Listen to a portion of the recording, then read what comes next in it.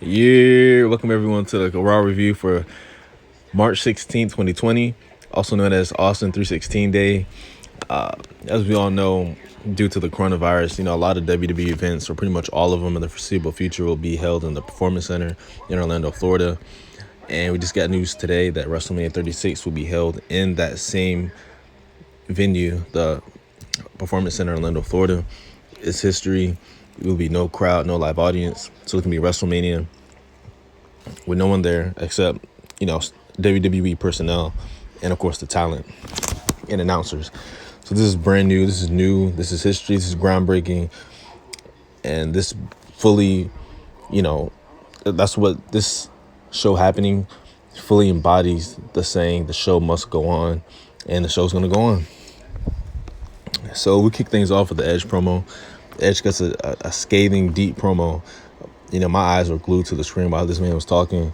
Edge, one of the best promo guys in the history of the business, just talking about how, Edge, the difference between he and Randy Orton is that Edge fought for everything he earned in the business, and Randy Orton, everything was handed to him in the business due to his father's fame and his Hall of Fame status. Randy Orton doesn't have grit, was what Edge was saying, and Edge challenged Randy Orton to a last man standing match at WrestleMania 36. So we're gonna see. Will Randy next week? Will he accept the challenge? There was no Randy tonight. I like how we got physical last week. This week there's no physicality this week, which is good. So we'll see what's going on with that next week. Looking forward to that match.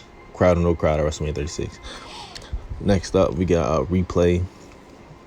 The pastime, good hour. They replayed the entire 2020 Men's Royal Rumble match. This match was, of course, Drew McIntyre won. It was a great match. Set up a lot of feuds. Set up Edge and Randy Orton. Set up Drew McIntyre and Brock Lesnar. Brock Lesnar had an amazing performance in that match. Eliminated, 12 plus guys, 13 plus guys. It was phenomenal.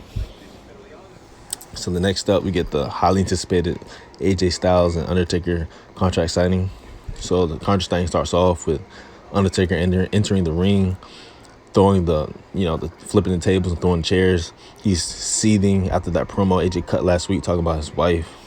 So get back from commercial and we see AJ and OC on the Titantron. And AJ just, talking more trash to Undertaker, calling him old, saying he's past his prime. He doesn't have it anymore. And so then AJ signs the contract, and he tells Luke Gallows and Anderson to go deliver it to Undertaker in person in the ring. So they go. Lights go out. Undertaker is behind Gallows and Anderson, and Taker takes him out. Beats him up. Taker, he was just seething. And Taker signs the contract. He balls it up and puts it in Anderson's mouth. I thought that was hilarious. But it's on. WrestleMania 36 in the PC. Can't wait. April 5th, baby. So next up, we get a Rey Mysterio against the reigning United States champion Andrade. We've seen these two go back and forth a plethora of times over the last year. And this is actually the only match we had on the show tonight.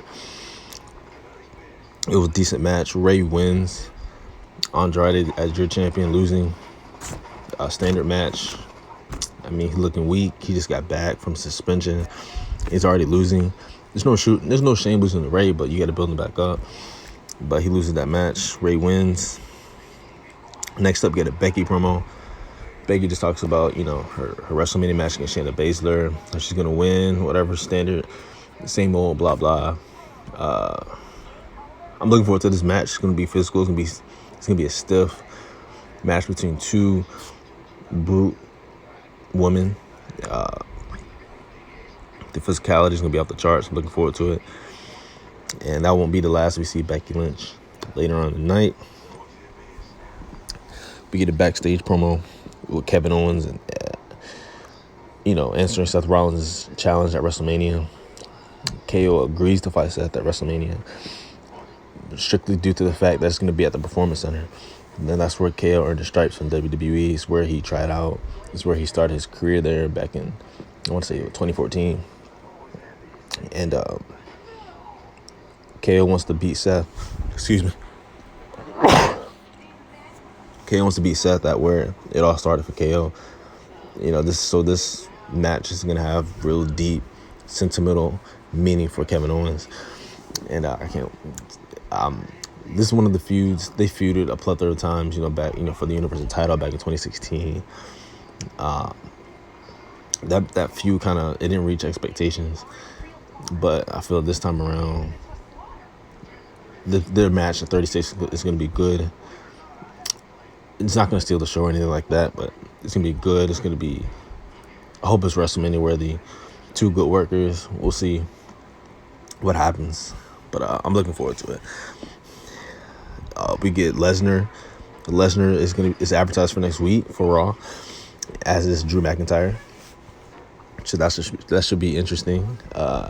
More physicality from these two brutes, man. I'm looking forward to it.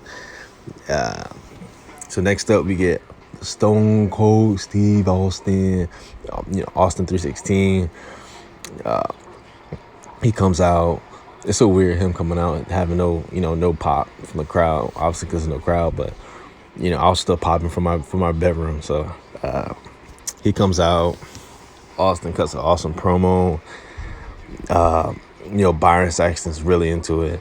Eventually, Stone Cold invites Byron Saxton to come to the ring, drink a beer with him, and of course, he gets the famous Stone Cold Stunner by Stone Cold Steve Austin. Becky Lynch comes out with a bunch of beer. They drink together. Byron gets back up and gathers himself. Stone Cold pours beer on his head, stuns him again. I'm sure Byron enjoyed this, getting stunned twice by Stone Cold Steve Austin, man. Who doesn't want to be stunned by Stone Cold Steve Austin? Like, come on now. But this Raw wasn't terrible. I feel like them showing the Rumble was just too obvious of them trying to kill time for a 3-hour show. We could have had more than one match. I'm not really going to grade this show based on the circumstances, what's going on with the world, with the virus and all that stuff like that. So I'm not going to grade this show. It was something to get our minds off of real life problems. So I accept it is what it was. Good promos all around by Edge, Kevin Owens, Stone Cold, Styles and Taker. That was entertaining. It built their feud a little bit more, and that was Raw for 316. So thank y'all for coming to my review. Be confident, be blessed, and yeah, I'm out.